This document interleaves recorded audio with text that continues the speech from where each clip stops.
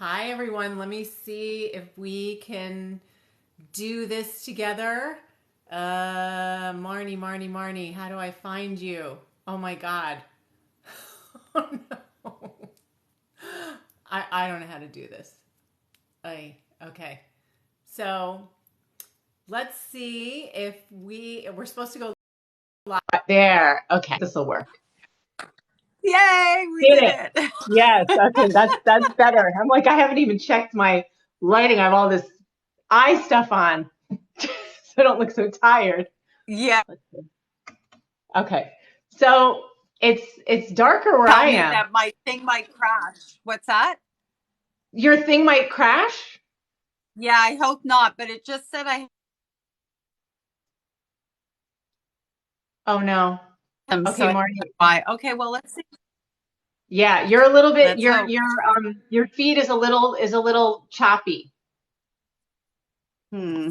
Let's just try it. Let's just Uh, do it. okay, okay, yeah, let's just do it. I Okay. can hear you fine. Can you see me? You're in charge. Yeah, Can you see me? Okay, good. Okay, you look yeah. fine. You look great with your glam background. Mine is darker, but whatever. Anyway, so This is thank my you. regular TikTok corner. So thank you so much for agreeing to go live with me. I just want to tell you that last night I was having dinner with a new friend and we were talking about business stuff. And I was like, yeah, tomorrow night, like I was telling her about interviews, I said, tomorrow night I'm going on with this woman from Canada, Marnie. And she goes, oh my God, I love her. And she's not even like, I didn't even know that she was on TikTok. Oh, that's so She's nice. like, I follow her. She goes, I'm up late in the middle of the night when I'm freaking out and I'm scrolling on Marnie's feed. Oh, So she's that's like, I can't amazing. believe you're going live tomorrow. And I said, yeah. And then also, which of course is a big reason I reached out to you, yesterday the topic came up in our legal abuse support group of a number of our clients, of course, are dealing with narcissistic families. And so, our specialty is legal abuse. But I'll ask you this question and then I want to back up and have you formally introduce yourself just in Okay, case. sounds But then great. I want you to start talking about how narcissistic families during divorces or legal battles they align with the abuser and turn against the victim because that's so common. So sorry I jumped ahead. I was so excited, but let me just back up and have you officially introduce yourself. So yeah, because we have cross audiences, right? So my name is Marnie Grunman. I am a survivor of a mother who is, because she's still alive, evil never dies, who is a sociopath. I can't help myself. I choose not to, is a sociopath and a narcissist. And because of the abuse that I experienced, I mean, my first love was my mother, and she's my first abuser. That laid the groundwork and pre-groomed me to end up in relationships with much the same. So my first marriage, and a lot of people don't know this because I haven't gone to that part of my history yet, was with somebody who was violent. So at 19, I found myself married with two children eventually to somebody who was very violent. And then later on in life, I had one more experience. But because of the first experience, been there, got out, right? I got out after the first time he was violent. I got out immediately. Whereas, of course, the other one, the first time that he hit me, and I just talked about this, I kind of looked at him and wondered what I needed to do better. It didn't even occur to me that he had done something wrong. So that's kind of my background. I also work as I'm a trauma certified therapist, and I work with the specialty of survivors of narcissistic abuse, specifically in childhood, but the overlap there is also with domestic violence, with survivors of marriages to narcissists, because typically when you've had that foundation, that's where you end up next, and with Right. And family you're as well. right. And why don't you also mention that you're an author? Oh yeah, that. You mean that thing? Yeah. So I am the author of the book Missing: A True Story of a Childhood Lost. I ended up running away from my mother and from my narcissistic family system multiple times, starting at the age of 5. And when I was 13 years old, I ended up living on the streets. I practiced running away so often, I finally made it stick. And so my book is about what led me to the streets, how I survived on the streets, and kind of the afterwards as well.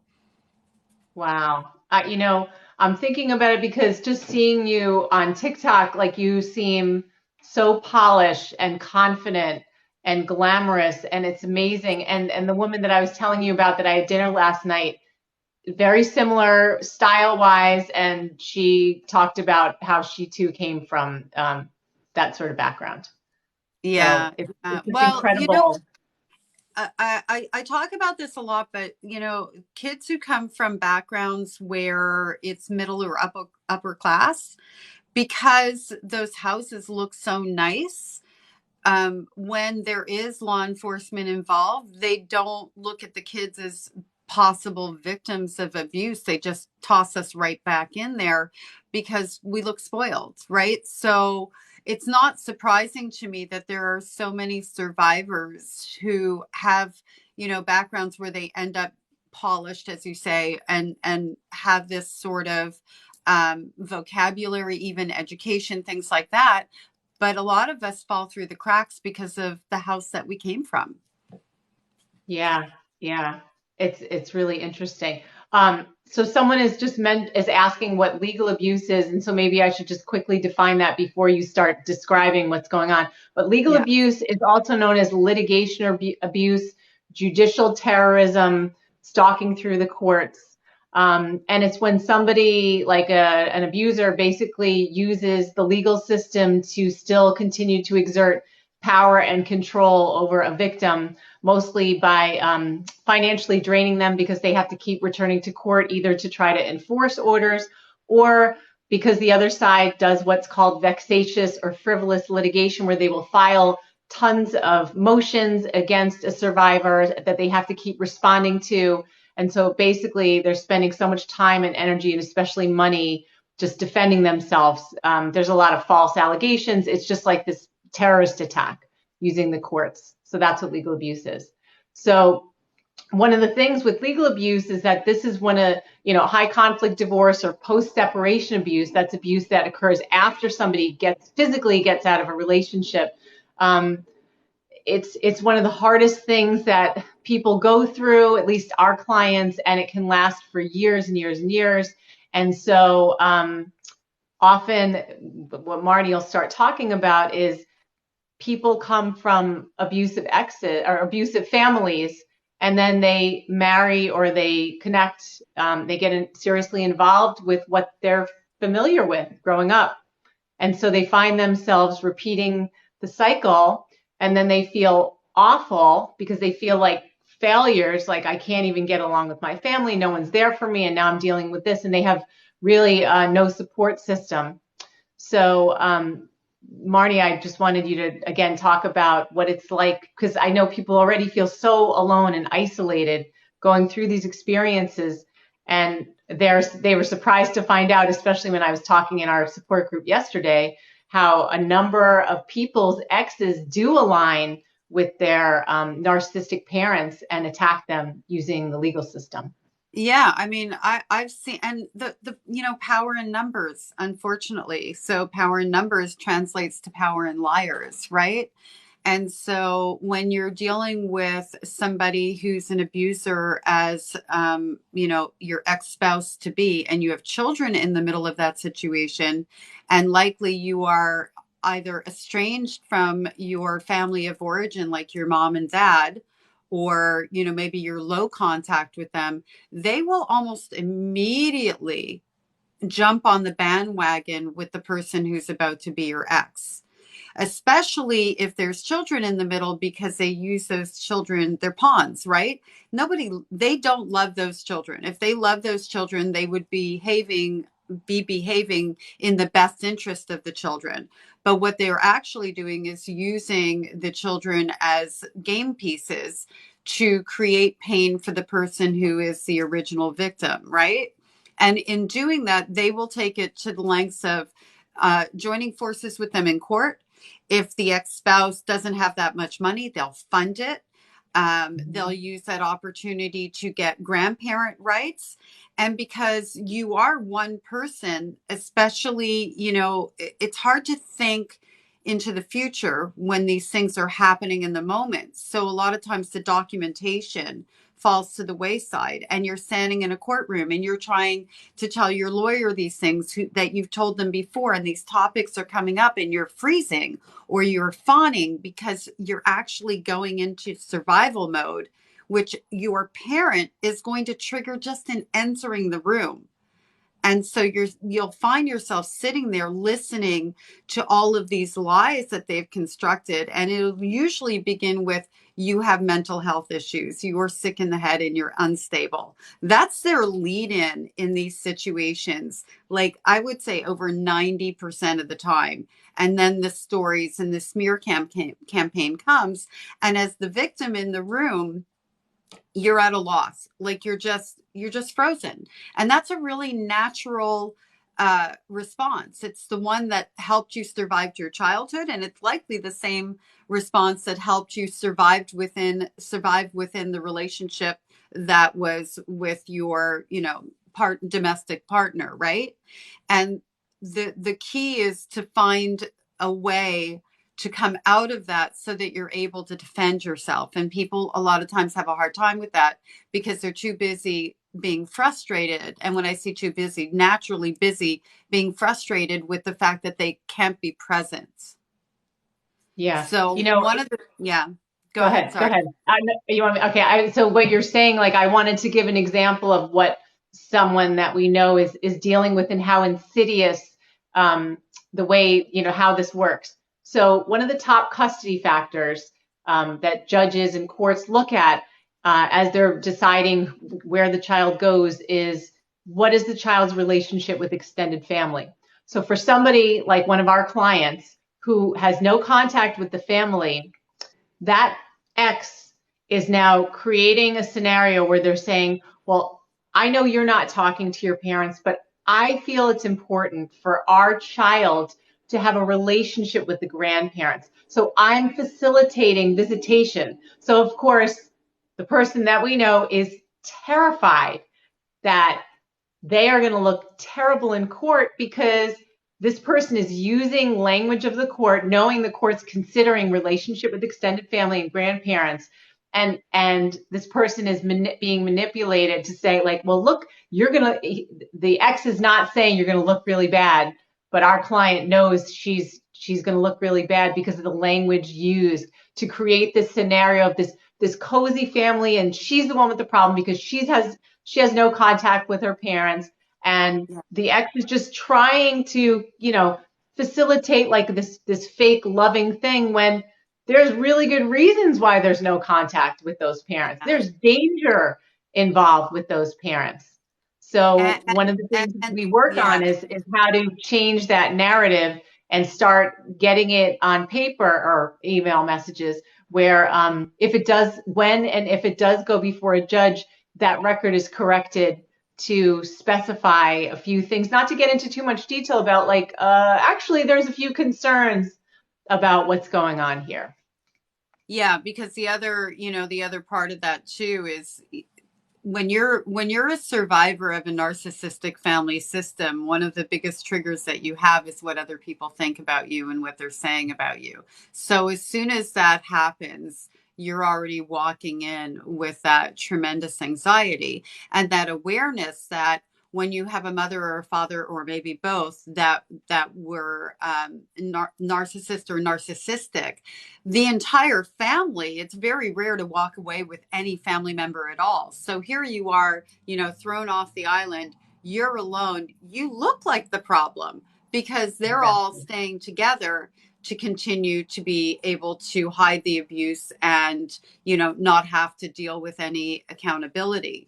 So when you walk into that, it's not a surprise. First of all, you're trying to recover from the current relationship, and now you're faced with having to go back into the past one. Yeah, definitely. And now we talked about, you and I, before we went on this live, about how narcissists and these toxic people are very, very litigious. And so you mentioned about being triggered. Can you talk about some other triggers that you know of when people are put in the legal system besides feeling like everyone's ganging up on you because you're the one that's off the island? Well, I mean, the biggest trigger I think is just being alone, like alone to face it all, you know? And so I think that when you are going through something like that, and I see this with clients who come to me, you don't really, it's just like your childhood. You don't have a resting point, because even when you're not in the courtroom or you're not being served a document, it's taking up every waking moment. And so what happens when we're triggered is we're not thinking logically.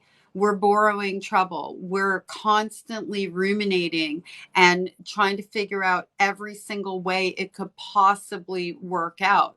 So what happens now when you go into the courtroom? You're also exhausted, you're drained, and you have nobody that you can really lean on. Even if you have close friends, we tend to edit what we'll tell them or how often we'll lean on them, because we don't want to become burdens and we're afraid of losing those friendships because our life is too dramatic.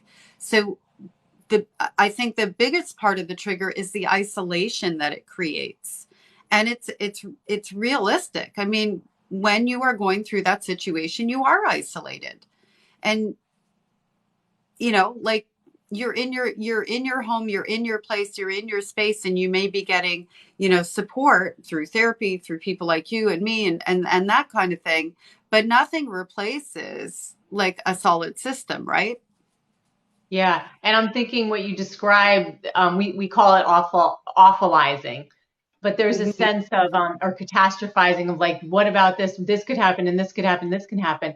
But we find with ourselves and also with everyone that we work with, there seems to be this sense of dread, like just this overhanging sense of dread of like, I can't do anything wrong, Mhm. or else they're going to take the kids away from me, or like I'm Yeah. going to be in trouble. And it's so hard to even articulate that, but it's just like, what did I do wrong? I don't know what I'm doing wrong, but I know I'm going to be in trouble because it's that constant threat. And it is Yeah. that fight or flight all the time. Yeah. And well, I mean, that was the constant threat throughout childhood. So it's kind of our natural non-resting place. You know what I mean? Like that gauging of the environment, we gauge ourselves in the environment. So we're not just gauging what's going on the outside, we're gauging our reactions to everything and heavily monitoring ourselves, right? So it's exhaustion and on both ends as a result of that. And also when you're talking about like not doing anything wrong, well, that's our childhood foundation. So these things also, unfortunately, are very natural kick-ins for us. They're coping mechanisms, but they're also our natural thought processes in every situation. So the catastrophizing, I can't say it, is something we learned early on in childhood, because when we would go to walk through the door at our house, we would imagine and play out every scenario that waited on the other side of the door, not knowing which, it could be our mother, but we wouldn't know which mother it was, or father. In my case, I always revert to mother because that's my experience, but I want to recognize that it isn't gender specific. So, Right. Yeah. And also what you said about living in that fight or flight mode, it reminds me, I interviewed this guy named Greg Glassick, and he runs this surveillance and security company called Olympic Tactical. But he talked about the different states that we have to live in and how, I think it's like white, yellow, orange, and red. And red is the most extreme state. And he talks about most of the time, like if you're in your house and you're just watching TV or something, you can go to like white or yellow where you don't feel threatened in any way. No one's probably going to go jumping through the window and attacking you. But when you're in the street, walking, you always have to be slightly aware of your surroundings, just sort of paying attention. But then if there's something unusual, you shift to the highest state of alertness, which is red, which is basically fight or flight. But he talks about how it's almost like you're bordering on fear, but it's not sustainable because your body is producing all this adrenaline. And being in the legal system, for years, and these constant like, oh no, this person just filed another motion. Oh no, I'm getting an email again, or something with my parents who I don't want to deal with. It's your body is really undergoing more and more repeated traumas from Yeah. everything. So it really can have a physical impact on you from all that adrenaline and trying to sustain, like, how do I manage everything at once? So it is so important to have that as much support as possible. And therapy is, Well, we always recommend that. yeah. Well, and you know what? And the recognition of what's happening, because when you can recognize what's happening and that it's not your fault, that the way that you're feeling and reacting, and we should add fawn into there as well, right? Being, like I always say, the good little girl. Right. The way that you're reacting is your body taking over to try to protect you. And it's very frustrating if you don't recognize that the way you are reacting is actually not your fault. This is not a decision. Like, your body's caught you before your mind can catch up and calm you down. The good news is when you recognize that and you know what your own little signs are, you can pull yourself back and say, okay, I know I'm doing this thing that I do. Let me provide my own safety. Let me talk myself down from the ledge, and learning those skills so that when you are in court, you can practice the pause, for example, and just kind of go, okay, it's a storm around me. Let me just give myself a moment. I'm an adult now. I'm going to be okay. Even little words like that are making massive impacts. And over Yeah. time, it helps you not to go, you'll go from, instead of going here, over time, you'll go maybe here and maybe here. It will stop you from going to that highly elevated place. Yeah, and I think one thing that's helpful for people is realizing that what they're dealing with is very predictable. Um, Hmm. Narcissists and other types do the same thing, and that's why we love our legal abuse support group that meets every Sunday. And we say we have people we call our babies that are at the very beginning of the process who don't know what to expect, and then the other side, which are the grizzled veterans like me who have been in it for years, and we're like, oh yeah, I still get upset, but I already Yeah. know what's going to happen. And so by talking about it and knowing that you're with a bunch of people who everyone's dealing with the same kind of personality, the details are just different. But okay, yes, they are going to accuse you of being an unfit parent. Of course, they're going to lie on the paperwork. Of course, their lawyer's going to attack you. So instead of just saying it shouldn't be happening, this isn't fair, it's like, but it Yeah. does. So let's figure out how we're going to deal with it and practice it. And that also brings the emotion down because it's like, I know how to prepare. I know what's going to happen. We're going to talk about the most frightening questions I think they're going to get me with. We can come up with some ways to deal with it so that there's no horrible surprises because you already know Yeah. they're going to play dirty. Yeah. Well, I mean, it's a very patterned kind of abuse of the system, abuse of the people in the system, just like, abuse in childhood from a narcissist. It's patterned right down to which child they target, based on gender and birth order. And, I do support groups, like I have group therapies as well. And when I have people share their story at the beginning, because I do them kind of in chunks. So, like, I'll have 4 months of the same people kind of thing. And, well, as it happens now, 7 months of the same people because they come back. Um, but the stories that they share, everybody's head is nodding because there's particular things that every narcissistic parent seems to do. And this is no different than that. It's like they're reading from the same script and just deciding which order they're going to place which thing in, depending on what reaction they get. Right. And then a lot of people I know in our groups and our clients will be like, we'll say, like, what are you really worried about? And they'll say, I'm worried they're going to say this in court. And we just say, well, they are going to say that. Yeah. So Yeah. there's no point in worrying. It's like, we already can plan on that. So then how are we going to respond Yeah. thoughtfully beforehand and prepare for it? I see somebody had, I don't, Marnie, this TikTok thing is like kind of weird. I don't know if you can see the same questions I can, but I see something about what do you do when the courts overlook all the abuse and the narcissist is seen as a victim instead? Well, we always say that when you're in court, often a victim tends to be like very emotional because they're terrified for their own safety and also for the sake of their children. And often they're up against a manipulative con artist who's a practiced liar. So people like that do appear very polished in court. They present better sometimes, but time is what gets you, like time and evidence and truth and tenacity and sticking with it and realizing like you go into court, you can't expect justice in one conference or one hearing. It's a very long process. And we often say that our clients don't lose, they just give up too soon. So remember, it takes a long time and it can be really expensive for the truth to come out. But the truth is the truth. It's just putting together a really strong case to get the court to see who is the real victim. Yeah. And I mean, it's a long, horrible process. And I guess one of the things that I would imagine is the toughest, I'm like, fortunately not in that process at this point in my life, but would be the financial stress of it. Because if you have a narcissist who has the money, or, you know, the parents are funding it, because I've seen that happen quite a lot, um, you know, they can break you, right? Financially.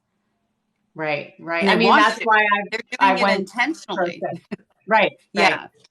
So that's the thing. Like, you know, we have clients who are couch surfing and have been homeless and all kind. So we do work. I mean, I've been pro se, which means self-represented, for about 5 years and 90-ish court appearances, and I've been successful in a number of times. But it takes a lot of practice, and every time you go into court, you learn something new. So even when you feel like you've lost, you come away with more wisdom.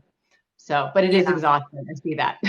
Yeah. And it's good that you're able to give people the tools to be able to do that. So that, I mean, being homeless and like basically in my mind fighting for your life on two levels, you know, Right.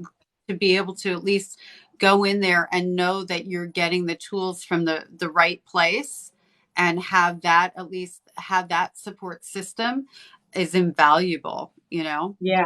And I mean, people should also be aware that because divorce and separation and custody battles are so expensive, the movement is more towards being self-represented. And it's actually like 1 in 4 people is pro se. So, you know, certainly it's helpful to have an attorney, but you shouldn't feel like you're completely lost if you Yeah. don't have an attorney. And there's a number of attorneys in Canada and the United States that do what's called limited scope work, where they can help you with parts of things that you don't know, like they can take care of the procedural stuff and you can do other things. Bless you. Thank you. So yeah, there's like, you shouldn't feel completely hopeless if you're just worried about money. There are options, and those are things to explore. And there's also a lot of free resources. Yeah, So. yeah, I think that. Do you want to maybe talk about also like documentation, as we're talking about resources and things like that? Well, I want you to talk more, Marty, because this is more about Okay. you than me. So that'll be for another time. Sorry about But that. let's get back I to thought let's it was get on back our to list for some reason. So, well, we'll see. But that's like I was looking. I'm like, there's so many yeah, questions. This is going to be yeah. like a couple of times. But one of the things that we talked about too, with the triggering of old wounds that you mentioned, that I thought, oh, I need to make sure we talk about this, is people, like our people, feel like, why can't I just do this? Like, why can't I just show up? If I know I have the capability, what's wrong with me? Okay, so the first thing that I want to say is going to be a book recommendation that will really help them, and it's called How the Body Keeps the Score, Oh yeah. by Bessel. I always butcher the name, so we'll just say Bessel. It's Bessel Van something. I recommend this book all the time. It's actually on the link in my bio. I don't get anything from it. I just have a book list in my bio if anybody wants to go there. Your body is taking over. I mean, that's the bottom line. Your body is on autopilot. When you are a small child growing up in an emotionally violent or physically violent, but we'll go with emotional, because I think with narcissistic abuse, the biggest, the majority of the violence is emotional. The physical is secondary, whereas in a household where it's a run of the mill abusive household, it's physical and not so emotional, which byproduct is emotional, but we'll go with emotional violence. When you're navigating an environment as a small child that's emotionally violent, you never have a resting point. So your body stays on this sort of high alert. When you're either in a place of active abuse or you're in a place of waiting for it to happen. And when your body gets accustomed to acting that way and reacting that way to protect you in your childhood, it's showing up for you. That's not something that you can just shut down and it's gone. Every piece of trauma that we go through in life gets stored in our body, which means that anything that looks like a threat creates a situation where our body is reacting. And that's why you can't show up and think clearly and be the person that you need to be for yourself until you recognize the early warning signs. And everybody has them. You know, we talk about our gut and our intuition and things like that. And then we don't trust them because of the fact that we feel like they didn't serve us, when in fact, Mhm. we wouldn't be alive if we didn't have them. So the opposite is true, but we've been conditioned not to trust ourselves, not to trust our decisions. And now we end up in a marriage or a partnership with someone who further validates what we've been told without us understanding that all we've really done is followed the path of what we know. You know, if you're raised in a household where everybody speaks Spanish and you're thrown into a household where everybody speaks English, that's foreign to you. If you're raised in a household where it's abusive and you're thrown into a household where it's not, that's foreign to you. That'll actually be uncomfortable. And you won't know how to relate in that environment because it's a completely different language. So when you're in court, when you're going through these things, your body is going into the place that kept you alive. It's really that simple. And learning what your tells are. I have tells. I don't sleep as well when I've had something trigger me in a day. I eat differently, like way differently. Um, I'll have conversations with myself about that Mhm. person because I'm not getting closure or something that I need. And I know as soon as I'll have that repetitive thinking pattern. As soon as that starts to happen, I don't go down the path anymore. I kind of take a step back and go, "Oh, what's happening?" And that brings you back into your body so you can be present. As soon as you ask yourself what's happening, it's like you come on attention. And the part of your brain that went to sleep because of the fact you were using the survival part of your brain becomes re-engaged. That's really interesting, and something you said caught my mind. I was like, oh, I got to make sure I mention that. When you said about how um, it's foreign to come out of an abusive household into a non-abusive household, it makes me think of coming out of unhealthy relationship patterns and getting in a healthy relationship can be very uncomfortable And because it's terrifying. too boring. Yeah. Well, it's, Because sometimes it's like yeah, you're a so used hundred to the percent. drama and try like I know trying to like figure out stuff all the time and make sense of crazy and then to go into like a nice calm relationship, it's like this is this is too Well, and boring, this is weird. in the beginning of those people who will be calm relationships, love bombing feels good. Let's be honest. It feels good to have butterflies. It feels good to know where you stand in a relationship. And then in the beginning of abusive relationships, that person is on their best behavior and they're rushing you into commitment because they don't want you to see who they really are. That gives us a sense of security.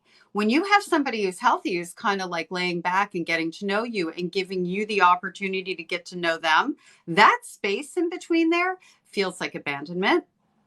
It's terrifying. It stimulates all those parts in that little child that doesn't give that little child what they need to be filled with, which is, affirmation, which is, yes, I'm here for you. You are the best, and all of those approval statements that we didn't have growing up.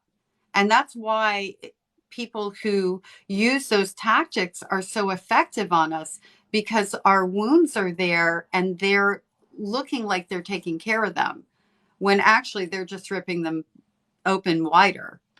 But it doesn't feel Yeah, that way. that's really fascinating. So this is making me think of another thing with we're talking a lot about the connection to our childhood, but society puts a lot of pressure on people who have been through this to just get over it. Why don't Yeah. you just get over it already? You're a grown woman. Like, why are you still talking about your childhood? Why are you still so angry? How Yeah, would you well, address stuff yeah, like that? okay. First of all, whenever somebody says, "Why are you still so angry?" what they're really telling me is my emotions aren't appropriate. And it's a manipulation, right? Because one of the things, those are toxic people that say things like that. The there I feel like there's two camps. You've got your toxic people who go like, you're so bitter and you're so angry, as if being bitter and angry about something bad that happens is an inappropriate emotional response. But immediately, when you come from an environment where emotional responses weren't allowed, let alone anger, it does strike a chord and make you go, oh, I'm doing something wrong. So that's a toxic camp of people. And with people like that, I kind of respond just how I did. Like, and shouldn't I be angry? Like, is being angry a bad thing? That is my pat answer. I didn't know that being angry is a bad thing. I didn't know that having some bitterness about something is a bad thing. Is it impacting you in some particular way? Because people are very uncomfortable with people who work on their trauma. Mm-hmm. They don't want us to get over it. They want us to be quiet about it because maybe they haven't worked on their own trauma or they've traumatized somebody. Yeah. And when it comes to the get over it statement, it's like, well, I'd love to. Can you tell me how? Right. Right. Do you Yeah. think I want to have Yeah. memories of these things? Like it would be an amazing thing if they could just be all wiped out because if I didn't have the memories and they didn't live in my body, I wouldn't have complex PTSD and I wouldn't have triggered responses to these situations that occur that I have to talk myself down from a ledge from. Yeah, I would love to forget about it and get over it. Let me know how. It's a great response. This is why I think so many people love your style, Marnie, because you just come right back at them very calmly. Now I do. But there was a Hmm. time if somebody said that to me, I would have been like, you know, I would have gone into a good little girl or just gone silent and completely shut down and disassociated. I call it my numb room. And I would have just totally gone to that place and not ever brought it up to them again and not re engaged and felt like I did something wrong. It's Yep. a Yep. long pathway from there to here. Yeah. I like it Yeah. here. Well, yeah, it's great. I mean, it's wonderful to have a role model like you that can show, like, especially from your extreme situation to get to something like Yeah. this. And that's what's Yeah. so important is having resources who have really lived the experience. Yeah, that. And, I also want to say that I'm no different than anybody else. And I think it's always so important to mention that. Like, do I think I'm a special person, a good person, all those things? Yeah, but I'm not extraordinary. You know what I mean? Like, we Mhm. are all the same. And so if Right. I can get from there to here, so can anybody else and Right. everybody Right. else. Yeah. Yeah. Okay, now let's talk a little bit about myths. So, for example, people not getting over anger. Often, when people separate and they have kids together, everyone says, why can't you just get along for the sake of the kids? And can't you just take the high road and sit together at the kids' events? And pretend like nothing is wrong because that's better for your kids to see that even though you're not in an intact family anymore, you should still pretend that everything is fine. So, what's your take on that?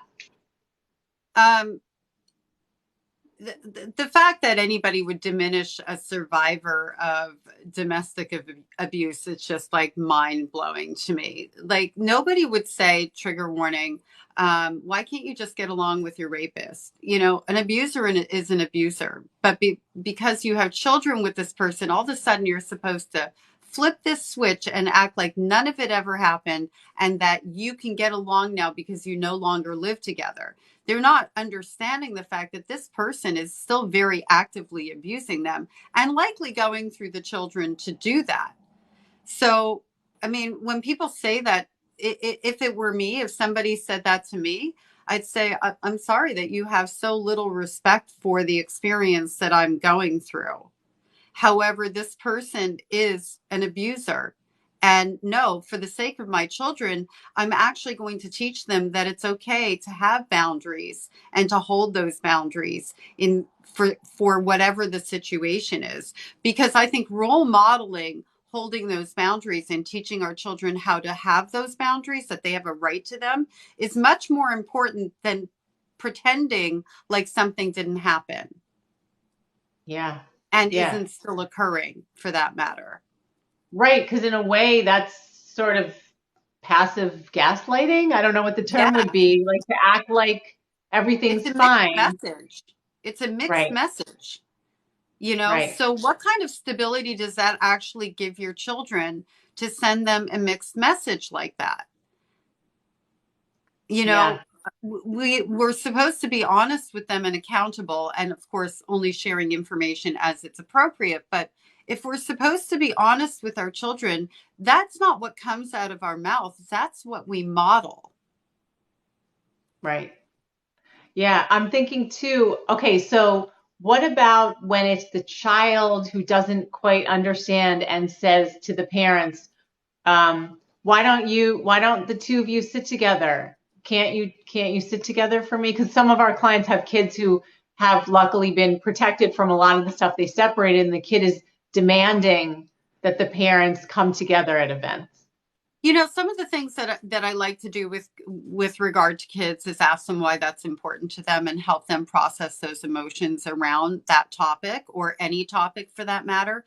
Because sometimes what we think they're asking for may not be one and the same, or their intentions or reasons for that are things that we need to uncover to help them process. So, for example, a child might ask that because they don't want to feel different in front of their classmates, and they want their parents sitting together. Or maybe they have a classmate whose parents are divorced that do sit together. So when you understand where the question is coming from, and you can meet the actual needs through conversation and through processing.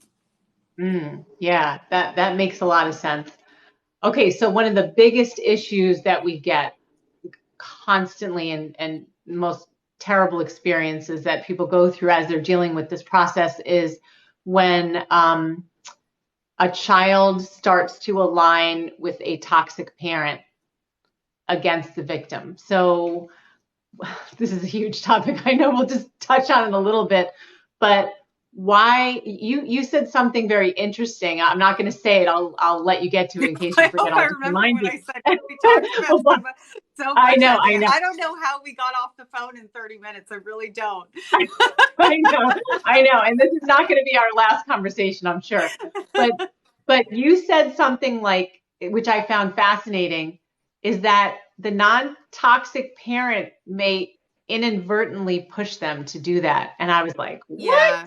Yeah. Please Well, talk about that. yeah. So, when a child comes and they're talking about something the other parent did or said, and the other parent, the non-toxic parent, the healthier parent, um, will sometimes naturally go on the defensive and maybe defend their position and say something like, oh, your other parent shouldn't have said that, or that was wrong of them, those types of statements. And all that really does is put the child in a situation where they have to decide who to be loyal to. And the parent who's the toxic one is a gaslighter and a love bomber. Let's not forget about the love bombing. Now, if we as adults get sucked into love bombing, how is a child expected not to?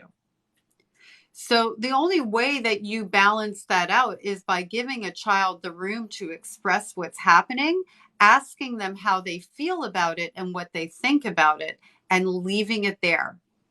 Not Mm, explaining why it's wrong, not explaining why it's right, not explaining how you feel about it, because actually how you feel about it is not as important as how that child feels about it. And you that's so just leave it important. there, because kids are smart, and a lot of times they'll come to you with something that they know was not quite right, and maybe they can't identify why, and they're looking for that validation. But when you're giving that validation, you kill the messenger, right? In all situations, people kill the messenger. So the better thing to do is create a situation where that child processes that in the safety of your cocoon. so that they can kind of Mm. go, well, yeah, now that I think about it, yeah, I'm sorry that that happened. Validating their feelings, but letting them figure out those feelings so that when they go back into the other parent's house, they're looking at things through a more confident and realistic lens. Yeah, wow, that is really, really helpful. All right. So I know we could go on and on about that, but we'll save that. I think let's leave that answer because it's so Yeah. excellent right there. And let's start talking about trust and how what a big issue that is. And especially after being betrayed, how can someone learn to trust themselves again? Because we always talk about how am I going to learn to trust another future partner again? But we know it's really, we feel, I know in my own situation, I Yeah. felt like I couldn't even think straight anymore because it had been 20 years with my ex and realizing, wow, there had been a double life happening the whole time. And how could I have been so stupid? Yeah. How That can I? I think that's such a common sentiment. How could have I done this again? For some people, right? Because we end up in more than one of these relationships likely in our lifetime. And sometimes we don't give ourselves credit, right? Because the next time it might only last for 3 months instead of 3 years. And instead of going, oh, I spotted that early and I got out, we have this tendency to go, I can't believe I did that again, even if it was just 3 months, right? Mhm. Remember that the thing that has kept you alive and functioning is the fact that your gut, when you followed your gut and your instincts, you were okay. And at some point, that same gut and instincts got you out of the relationship that, you ended up getting sucked into. So, how could you not trust yourself given the fact that you went, oh, this is bad for me and got out? Like, why are we only looking at, I got sucked in here instead of flipping that around and going, oh my God, I discovered this and I took myself out because I trusted that that's what I needed to do. I So I think love that. I've never I, heard that before. it's a flip of the script. But Yeah, it's true though. It's true. We're conditioned to beat ourselves up because we're not good enough because of all of these voices, right? So it's natural to revert right back there. But what if instead of doing that, we flip that around and gave ourselves the empathy we would give somebody else, right? right. Because that's all Yeah, you're really doing in that moment. And then when it comes to trusting other people, I say don't. You don't give away trust.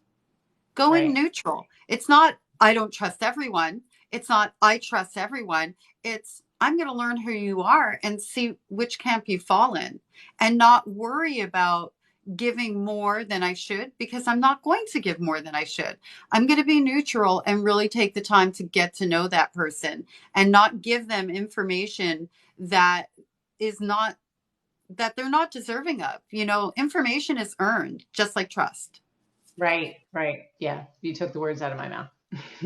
Now, you also talked about a term which I wrote down and I can't even remember if you answered it, but what is neutral trust? That's what I was talking That's about. neutral So trust. Okay. that's neutral trust. Like going, stepping out in the world at a point of complete neutrality because we don't know who's good and bad or somewhere in between, right? So it's just really that, just going about every relationship. This is not just romantic, right? Because we repeat these relationships in our friendships, we repeat them Mhm. in our business relationships. It's super common and to have that happen because we're conditioned for the familiar instead of recognizing that we should be moving to the comfortable, aka boring. Right? Yeah, So like that's our conditioning. But if you're going at the world with just a position of I'm just going to take my time to see who you are, and anybody who's trying to rush you, that immediately tells you that there's somebody who doesn't respect your boundaries, if nothing else. And that tells you that that's a person you can't trust.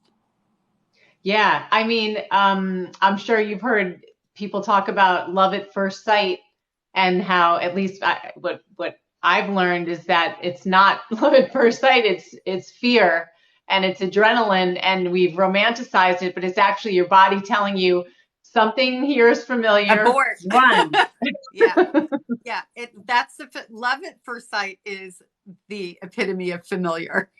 You Right? know, it is familiar. How can you love somebody at first sight when you know nothing about their character as a human being? What Yeah. do you Yeah. love about them at first sight other than, okay, maybe they're hot? That's not love, that's infatuation, you know? Yeah. Yeah. Yeah. My partner, Chris with Been There, Got Out, is also my life partner, and we've been together 7.5 years, and we have a good first date story. But when we first saw each other, we were both like, no. It wasn't love at first sight at all. And we figured like, and we were totally different styles, but we had been writing back and forth a little bit, and I thought we're gonna have a great conversation though. So we Yeah. ended up sitting together and having lunch for 2.5 hours, and this awesome talk. And at the end, I remember coming out, and I was so happy that he didn't try to kiss me or hug me or shake my hand or any nonsense. And I remember sitting in the car and pausing, which I never did. It sounds so foolish, but in my 40s to be like, okay, how do I feel? How do I feel? I feel That. good. Like that was good. That was fine. I'm comfortable. That was my first date in like 20 years, and I feel good, like And happy, that's but and calm. that's key. You know, that's key though, that check-in, right? How do I feel? How do I feel about this? You know, that's key. And that's the thing that we weren't allowed to feel, right? We weren't allowed to process our emotions. And then all of a sudden you're an adult and you have all these emotions come crashing through because you're starting to process trauma you don't even want to remember or know about. And how do you process those? By checking in, right? And that's scary. That's something that is it's a learned behavior. And once you kind of like doing that, I do that all the time actually. It How it do I? just seems Yeah. so simple, and yet I didn't do it Not. until I was in my 40s. And I Yeah. feel like a lot of what I did, your emotional life is so different from physical life, where I was thinking, I'm successful at this, that, and the other thing. Like, how could I have been so stupid to get in this bad relationship? But part of what I always did in my emotional life was I think I let myself be led. So somebody else would want something or me or to go out, and I would just be like, okay, but never pausing and thinking, how do I feel? Is this what I really want? And So then, kind of like pleasing the people around you, yeah, which is what? It's a fawn response, right? It's that good little girl. She dies yeah, hard, man. I know. And I Sometimes. never thought about anything like Yeah. that. Like you just Yeah. don't question, right? Until Yeah. something horrible happens. Yeah, and just like for people listening, when we go, because I still go down that path sometimes. I'll agree to something like in a moment because obviously something has overtaken my brain like a trigger, and I will come back, but I'll come back in. I'll come back in and say, "Hey, listen, I had a thought. I had to think about that. That's not actually going to work for me." Or, I don't want to do whatever it is. So I just wanted to share that because there's nothing wrong with when we have those moments where we do go into those responses, no matter what they are, to come back in and just say, you know what, I've had a bit of time to kind of think about that and whatever kind of thing. It's very Yeah. And empowering to do that actually. right. And just that line of like, I need to think about it. That's something that we use with our clients. And we also say to use it in court is don't, like, for example, when you're on the witness stand, the other lawyer is doing rapid fire questions. They're trying to set the pace. You don't need to match that. You can Mm-hmm. say, let me think for a moment. I need a moment. Give me a second. Like, you need to everything needs to be slowed down. And then it's just easier. But I think our instinct, like you said, is we want to people please. We want to do what we think we're Yeah, pick supposed to me do. like me. Right, right, right. But even with You're not on my side, but co-parenting, pick me like me. right, exactly. Yeah, but even in a lot of what we call strategic communications, which is writing back and forth to exes for our client, most of our clients have children. We talk about how, it's okay to say, let me think about that. When they're firing Yeah. questions at you, it's best to do it all in writing, but to always just pause, not to give knee-jerk responses to emails that upset you, that are designed to upset you, that are designed to make you engage and react. Like, calm down. Just Yeah. don't answer. Don't answer or say, Write them in I your need to think about notes. this. Write them Right, in your notes to get the feelings out, right? right. Don't write them in an email or a text because you might send by accident. But literally write everything you want to say. This is what I have told my clients. Write it in your notes and just leave it there. But you have to wait 24 hours before you do anything with it. So we do something similar. So, I was a high school English teacher, and so we put our clients on what's called the permission slip plan. They Oh, I say, love I that. say, you can send us what you're going to say, what you want to say, and you are not allowed to send anything to anybody until you hear from Yeah. us, which could be 24 hours, but you're not allowed to do it. And I'll get like subject lines full of emojis. They're like, "Arr!" And I'm just like, that's fine. Get it out, but Yeah. not to that person. Just send it to us and we'll relieve the burden, and we know you're just venting, and that's fine. Yeah, yeah. Well, because the other thing I'll tell people, if you do that, they win because that's what they're trying to do. So Right. when you kind of put it in a frame of you want them to win, okay, go ahead. Let them know they got you. Right. Right. I have Exactly. people look at me and go, oh. But when Yeah. you're in the middle of the spin, right, you don't necessarily realize that that's what's happening. You're not telling your feelings to somebody who cares or is receptive. You're telling somebody your feelings who wants to know they got to you. And there's a very big difference. Right. I mean, their goal is to engage. They love negative attention. Yeah. So if you even answer to certain things, you are allowing them to win. You're rewarding their behavior. Their bad behavior. Yeah. Right. Right. And Yeah. it's encouraging it. So it's like, what do you really want? Like, what's the long game? And people are like, well, Yeah. I just want to explain. I'm like, forget it. It's just don't. You're not dealing with somebody who's reasonable the way that you're thinking about things. And it's Right. hard for They're us not to, you. to accept that, right? It's because we lead in the world from the place that we know who we are, right? And so when somebody else isn't, being nice or honest or thoughtful or validating or any of those things, it's not just foreign to us, it's also one of the things of, well, why can't they? Because they don't want to. Right. That's the only answer because that's not what they choose to do. That is not who they are. That is not going to change. We don't change other people.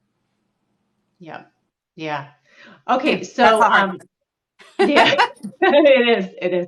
Okay, so I don't even know. Well, we've been on for almost an hour. Yeah. So last question for the moment, and then of course we'll figure out another one of these. But in our earlier conversation, you had said the lines when we were talking about future intimacy, and we know so many of our people are like, I am never gonna trust anyone again. I hate all men. I hate all women. I'm totally done. I'm good just with myself. So you said something like, we have a choice. How much more do we give? And I was thinking, well, actually, I'm going to hold my opinion and see what you have to say first, and then I'll comment after. You mean in terms of when we decide we're going to cross that bridge with somebody else? Yeah, and well, I'll give you a hint on what you had Yeah. said that I took notes on. You had said, like, okay, so say I'm being distrustful, and Yeah. then someone might be like, why are you being so distrustful? Like, why can't you just trust? And you had said it's not on us to be trusting. It's on the other person to be good. Yeah. Yeah. Well, I mean, anybody who's trying to say, like, why are you distrustful of me? Why can't you trust me? Why aren't we here? Instead of saying, is there something that I'm doing that's creating this distance? Those are two very different types of language, right? One of them shows me, why are you, and putting the onus on the other person is showing a toxic behavior. And I just want to manipulate you into getting my needs met. So I'm going to lay this at your feet and on your shoulders. Mm-hmm. Whereas if you're dealing with somebody who's saying, well, is there something I could do? Or is it just that you need more time, and give you the security and the knowledge that they're okay with that? That's a person that you move in the direction with, right? So I Yeah, think it's paying attention to the language. We tend to think that it's all our fault anyway, no matter what's happening. So that's a big right. trigger for us. So what happens is they set the tone. It's like what you were talking about in saying, you can say, I need more time to think. Well, if a person isn't giving you more time to think, then they're not the right person. And they're showing you they're not trustworthy. You have your answer. You might not like the answer, but you have your answer. Yeah. Yeah. And I was thinking, as part of that conversation that, I think I was saying that when we say, my ex like ruined me, that I'm never going to trust anyone again and I'm never going to get involved with anyone again. First of all, think of what they already took from you, like all Yes. that part of your life that they already took Now to they get say, the I'm rest. never going to. Yeah, that's right. That's right. Yeah, And so maybe that exactly. was the context for like Yeah. how much more do we give? Like how much more do we give them by Well, saying I that give goes, up? yeah, that goes with anger too. That goes with bitterness too. That goes with all of those, anything that is a negative, right? That we don't work on to process continues to give the person who abused us exactly what they want, right? And Mhm. they don't care. They're walking around living their life and they're all good. And here you are still spinning out, giving them exactly what they were trying to take in the first place that they don't deserve to have. But you deserve to have peace and happiness and love and care. So when we start to look at it that way, like what you had just said to me, how many more chunks are you going to give them? Because you walked away for a reason. Are you just going to take back, yourself on a physical level and emotionally they still got you? Like, what Mm, decision are you going to make? And we do have the power to make that decision. And then we have to do some of the work to figure out that, okay, we trusted ourselves enough to take the leap and leave. So if we trusted ourselves enough to do that, why can't we trust ourselves enough to rebuild our faith in ourselves and other people and have that be the baby step and not expect it to all fall out of the sky and come all at once, because it's not going to. It takes time to heal. Those are a lot of yep, wounds, right? yep. I'm like, and that is the perfect ending to this conversation. I agree. And thank you, Rose, for all the roses. I think that's who was sending a bunch of roses. Oh, I don't even know what that is, but thank you. But I thank you, think that's Maureen, who. so much Thank for you. talking to me about this stuff, and let's definitely do it again. Yeah, I'm so glad that we did this. I'm going to stay on probably for another 15 minutes just so I can look in case anybody asks. And I don't Okay, know if now we'll how both do I die get when you're off done. here? I, Do I just yeah, I click think this you thing in just, the upper yeah. right? Okay. All right. I'll talk to you later. Thanks, Thank everybody. you. Bye. Bye.